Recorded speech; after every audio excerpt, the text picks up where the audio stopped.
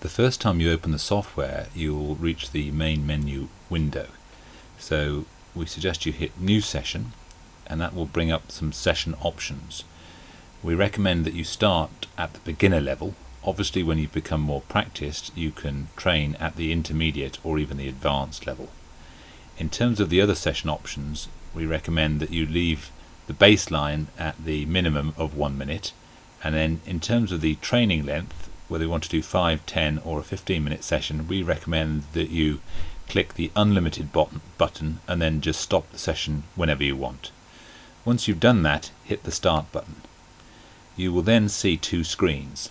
The upper screen is the measurement of how fast your heart rate is moving, and the lower screen is the pulse wave.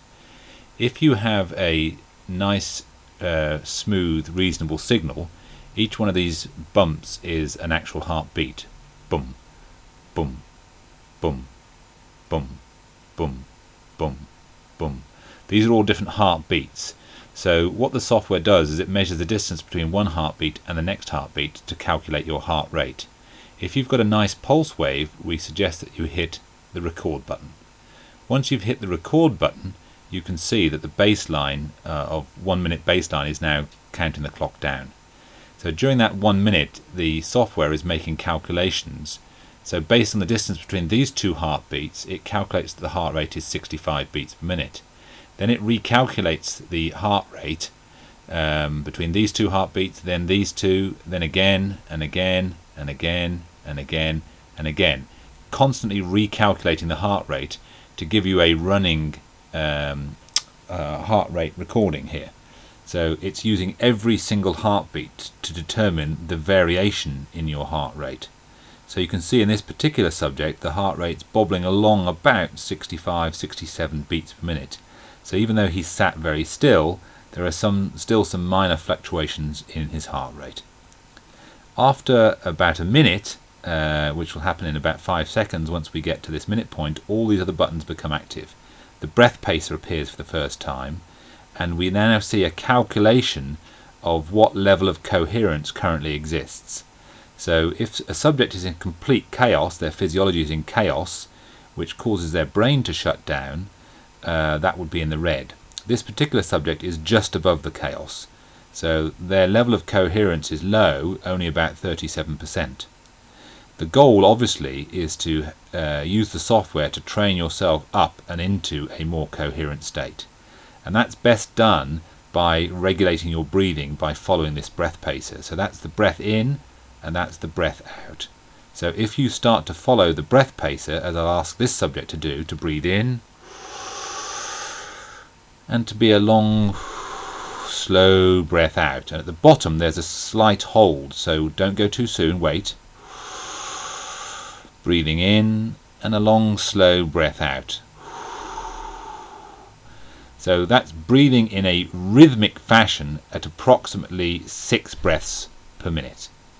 So I'll get the subject to do that for a while, and we should gradually, over the course of a minute or two, see the heart rate coherence score improve, and hopefully he'll start to head up more towards the green or coherent level.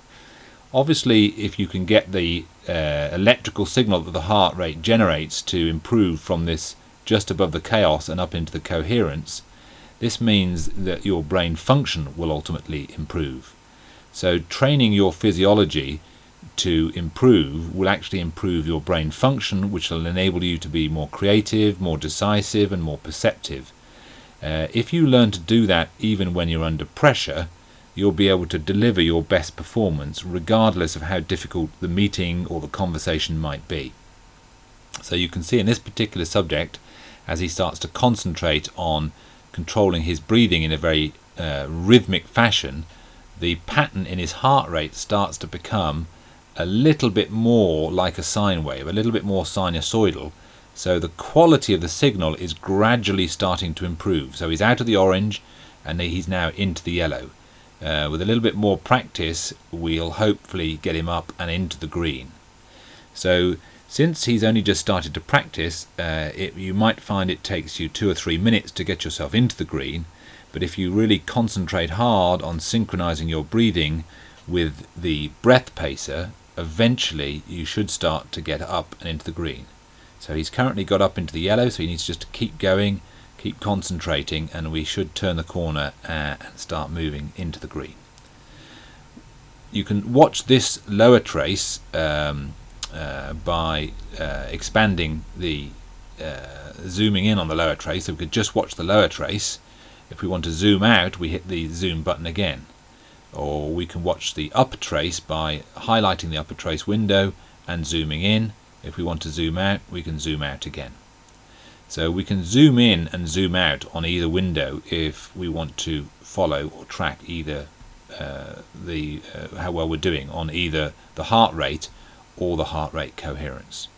So we can gradually see that he's getting closer and closer. We're currently at 71% coherence, getting closer and closer of getting up and into the green. So the cutoff is when he gets to 75%, he'll tilt over, and we're now in the green.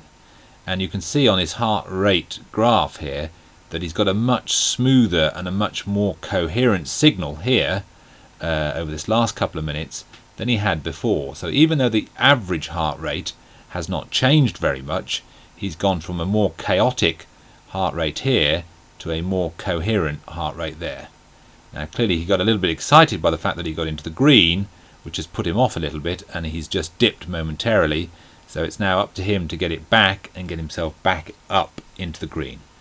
So with consistent practice, the idea is the software will help you generate a much greater level of physiological coherence, so you can generate this green, coherent, nice, smooth heart rate variation, and that will improve your brain function. And once you've trained yourself to do that under pressure, you'll find your performance is much better, even in difficult circumstances. So we'll stop his first session here just below 6 minutes. Once we've clicked the stop button, it says, do you really want to stop the session? If we click yes, what we do is we get a report. So the report gives you the feedback of how well you've done, either in numerical form in a session progress or in visual form. So regardless of how long the session was, and this session was just less than 6 minutes, it divides the session into 4 quarters, a bit like a business return. So we can see that the first quarter return, this subject actually had quite a bit of chaos in his system, and he gradually settled down, so the red chaos disappeared, and as he started to get his breathing going, the last quarter return, he had 41% of his time he was coherent. So that shows up visually there or numerically here. So over the whole 6 minute session, the total amount of coherence was about 10%. So that's his result at the end of his first session.